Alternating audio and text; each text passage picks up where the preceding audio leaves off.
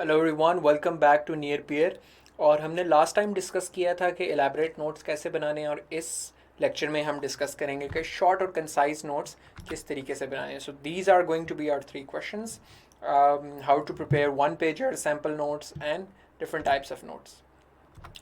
सो हमने डिस्कस किया था कि elaborate notes you generally make, जो आपकी longest stretch of preparation cycle है, that is based on elaborate notes.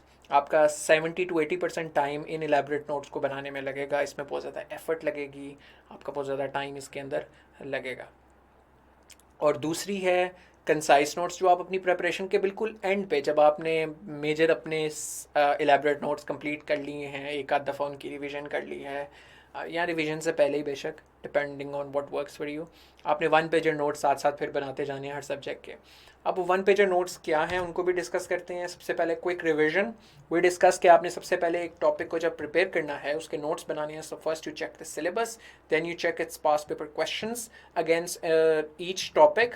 आप हर टॉपिक के कॉरस्पॉन्डिंगली देखते हैं कि तमाम पास्ट पेपर्स में क्या क्या सवाल आ चुके हैं, और उसके बाद आप प्रायोरिटाइज करते हैं अपने पास्ट पेपर क्वेश्चंस की बेसिस पे अपने टॉपिक्स को, and then you prepare those topics on the basis of those past paper questions from the available resources. This method applies to all your major subjects except कुछ subject जो हमने identify किए थे। Current affairs, Pakistan affairs का जो contemporary वाला portion है वो इंग्लिश के अलावा, ये मेथड सब पे अप्लाई होता है। और आपने प्रिपेयर किस तरीके से करना है? You watch general videos, then you watch near peer lecture. एक दफ़ा आपने सिर्फ अंडरस्टैंडिंग के लिए नियर पियर लेक्चर देखना है, एक दफ़ा नोट्स बनाने के लिए देखना है, और एक दफ़ा आपने देखना है कि जो उस पर एडिशनल रिसोर्सेज अगर कोई इंस्ट्रक्टर ने दिए हैं, या अगर नहीं भी दिए तो ख़ुद से रिसर्च करें, जो किताब है आपके पास उससे कंसल्ट करें, देखें कि क्या कमियां कोताहियां हैं अभी तक आपके नोट्स में जो कि पास्ट पेपर्स को कवर नहीं करी, वो ऐड करें, and then you move on to the next. एक साइकिल में सिर्फ आपने मेन लेक्चर्स कवर करने हैं, मेन टॉपिक्स कवर करने हैं आपने, जो मोस्ट इंपॉर्टेंट टॉपिक्स हैं based on past paper questions in the first cycle of preparation, and then you move on to the lesser important topics.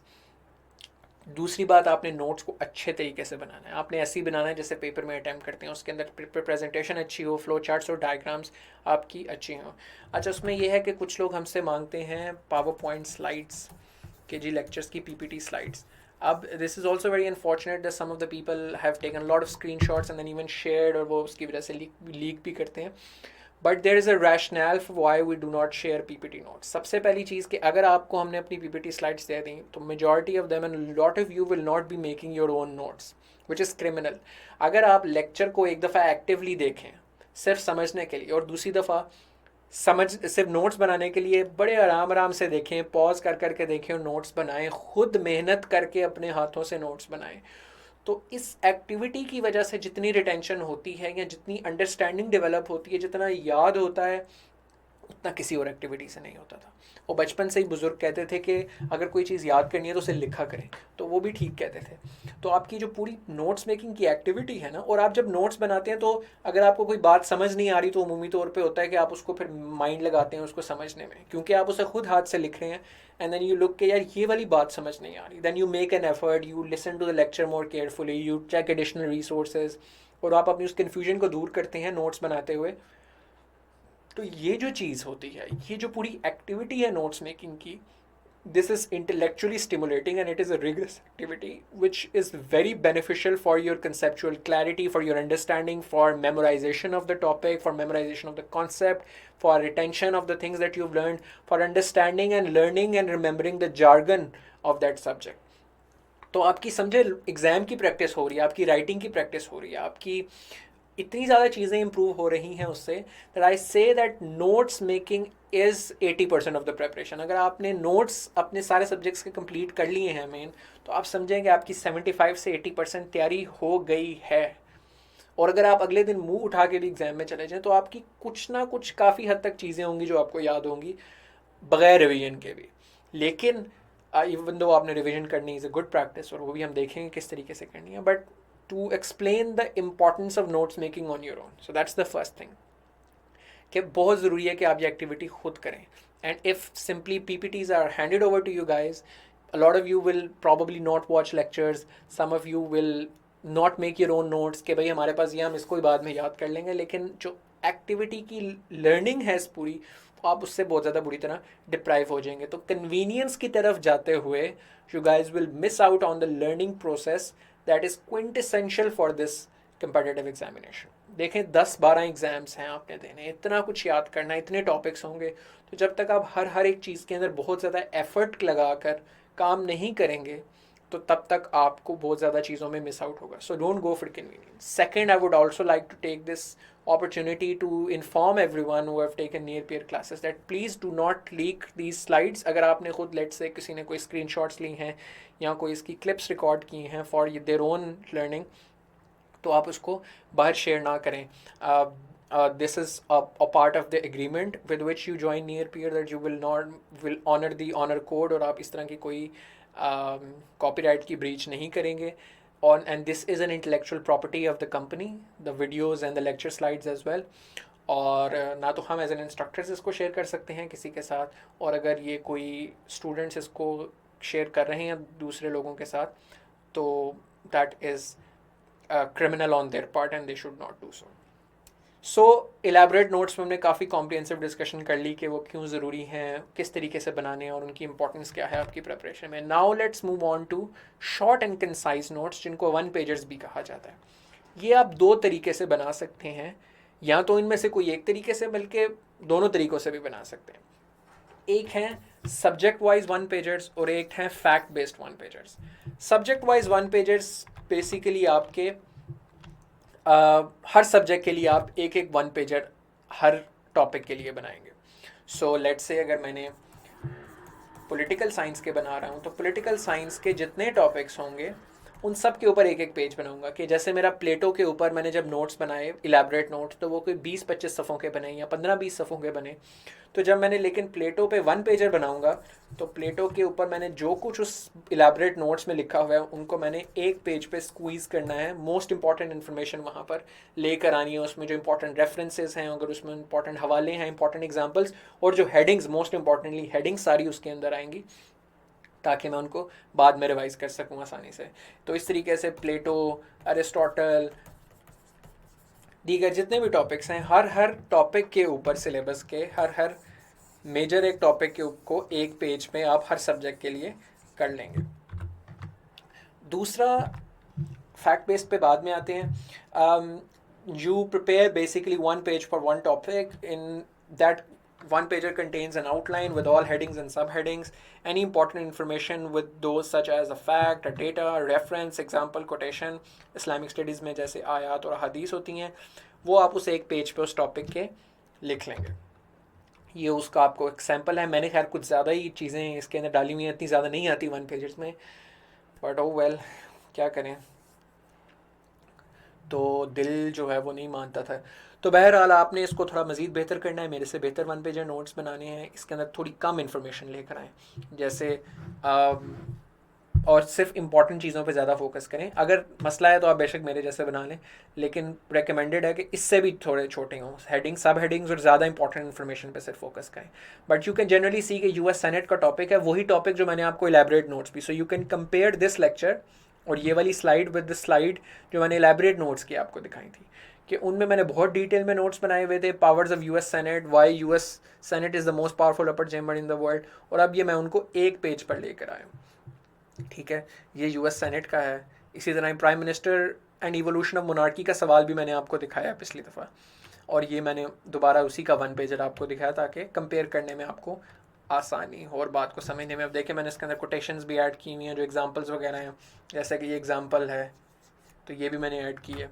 ठीक है, why kingship is not abolished in Britain, ये भी मैंने पूरा एक topic जो है वो 1 पेज के ऊपर कन्वर्ट कर लिया है। Salient features of Chinese constitution, ये थोड़ा सा बेहतर 1 पेजर है कि इसमें इंफॉर्मेशन ज़्यादा इंपॉर्टेंट पे फोकस किया गया, बाकी मैंने अननेसेसरी इन्फॉर्मेशन इसमें नहीं डाली। ये एक अच्छा 1 पेजर की एग्जांपल है। मैंने इसमें चार्ट भी कि ये बेसिकली मेन 5 फीचर्स हैं इसके। जैसे अब ये है रिटन डॉक्यूमेंट है, तो फैक्ट इसके अंदर ये है कि 138 आर्टिकल्स हैं, 5 सेक्शंस हैं, तो मैंने सिर्फ उस पर फोकस किया है। ठीक है, क्रिटिकल एनालिसिस में मैंने सिर्फ पॉइंटर्स में बात कर ली है कि मैंने इन 4-5 चीज़ों पे बात करनी है। तो ये मेरे इस्लामियात के कुछ मेरे पास 1 पेजर नोट्स पड़े हुए थे, तो आप देख सकते हैं कि सोशल सिस्टम ऑफ इस्लाम पे, प्रॉफिट एज एन एजुकेटर, ये 2 डिफरेंट वन पेजर्स हैं। इसमें मैंने आयात, हदीस, टॉपिक, सब हेडिंग्स, सब पॉइंट्स, उन सबको मैंने किया है कि सोशल सिस्टम ऑफ इस्लाम में 2 चीज़ें हैं। सबसे पहले फंडामेंटल प्रिंसिपल्स हैं उसके, और फंडामेंटल प्रिंसिपल्स के सब टॉपिक्स भी मैंने लिख लिए, उनके अंदर अहादीस और आयात भी लिख दी मैंने।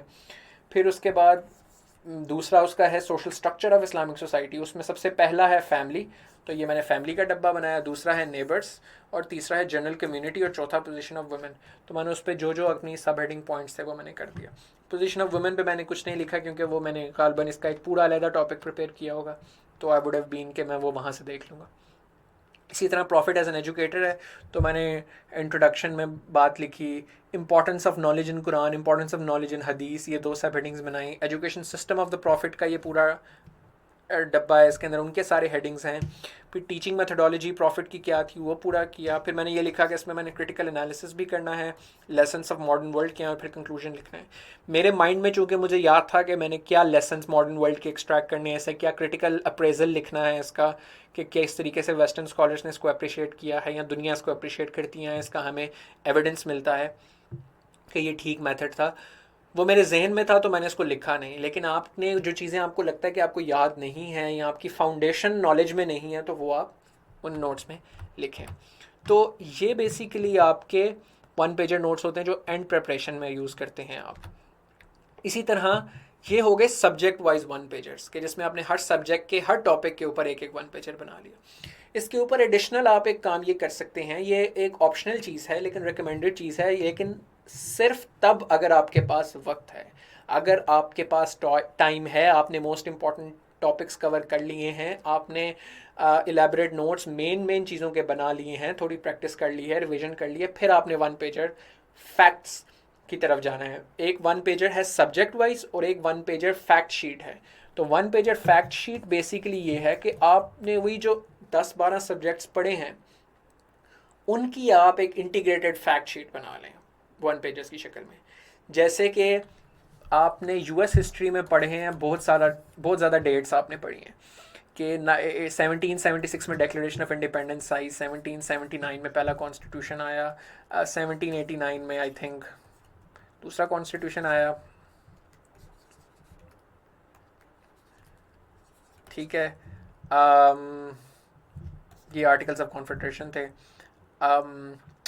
जेफरसन प्रेसिडेंट बना जब, नॉट एग्जैक्टली मुझे याद नहीं है अब, 1799 में भी, बट बहरहाल यू गेट द जिस्ट कि ये सारे आपने, आपके पास फैक्ट शीट बन गई पूरे यूएस हिस्ट्री की, ठीक है, कि जिसमें यूएस हिस्ट्री की सारी डेट्स आपने जो हैं जितनी भी पढ़ी हैं, किसी एक टॉपिक से रिलेटेड नहीं, किसी एक सब टॉपिक से रिलेटेड नहीं, ओवरऑल यूएस हिस्ट्री के सब्जेक्ट के अंदर जितनी डेट्स हैं, ठीक है, वो आपने उनकी एक शीट बना ली, ठीक है।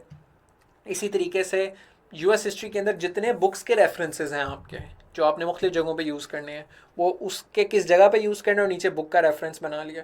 इसी तरह जितनी जगहें याद रखनी है, हाइपोथेटिकली जितने लोगों के नाम आपको याद रखने हैं, वो उनकी आपने एक एक शीट बना ली।